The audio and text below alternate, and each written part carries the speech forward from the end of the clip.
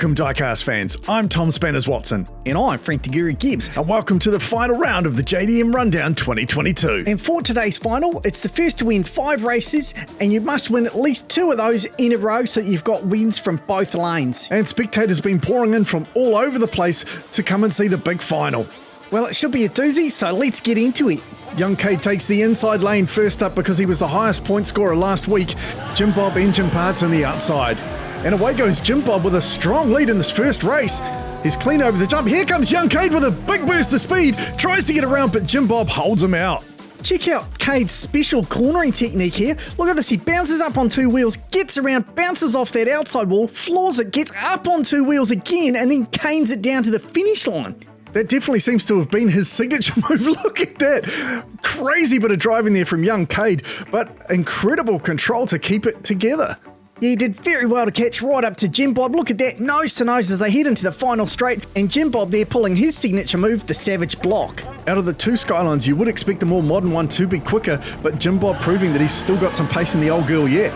Has he what, mate? That thing's lightning quick. Cade gaining ground. Oh, but he's water noosed himself. Cade has water noosed himself as Jim Bob takes an easy win. Let's just go back through the replay. I think what happened was Cade was trying his pace and did turn a little bit too early that time, and then he just slammed into that safety barrier. Jim Bob scoring his 2 races in a row early in the series, and some might say that's the most difficult part. Well, it just means you can't rely on a lane bias at all. Well, I don't think that's going to affect Jim Bob at all as he's out into another huge lead. Over goes Cade. Looks like he got a bad bounce, and Jim Bob looking very clean all the way through to the end.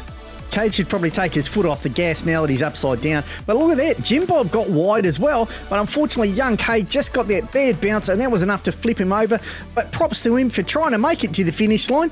He was flooring the gas even though he's on his roof, and it didn't really help, but he slid a long way there. Well, he definitely came over the jump with a lot of pace, and that just turned into a massive roof slide. So Jim Bob now 3 races in a row. This is incredible. Young Cade is going to have to pull his finger out here.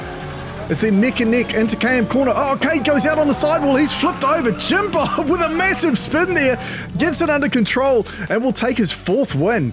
Cade obviously pushing way too hard at the start of the dipper there. Just got out on that sidewall, and then look at that. He canes his rear wheel, and he did something very similar in one of the early races and parked up pretty much in that same spot. He obviously fed at the jandle way too soon there, and unfortunately that was his big downfall. But look at that massive spin from Jim Bob Engine Parts. That was a good 5 spinny spins he did there. That was ridiculous. And young Cade is staring down the barrel of a clean sweep from Jim Bob Engine Parts here.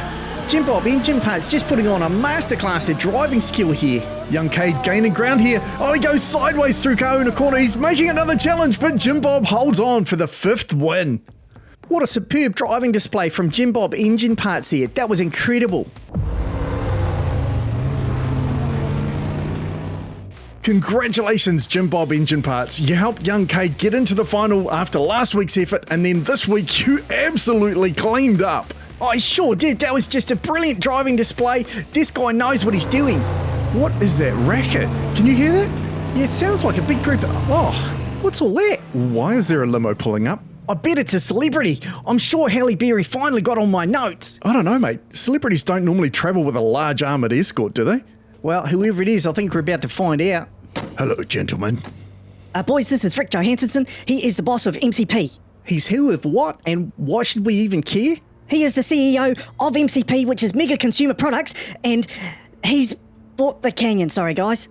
What are you talking about, Bob? What do you mean he bought the Canyon? MCP are so crazy rich that they now own the Canyon, and everybody's getting kicked out. What do you mean kicked out? He can't do that. Oi, mate, you can't do that, you great plonker. Come on, Bob, isn't there something you can do? We've got to fight this. I did try and fight it, but they're actually pulling the entire canyon down and redeveloping the whole thing.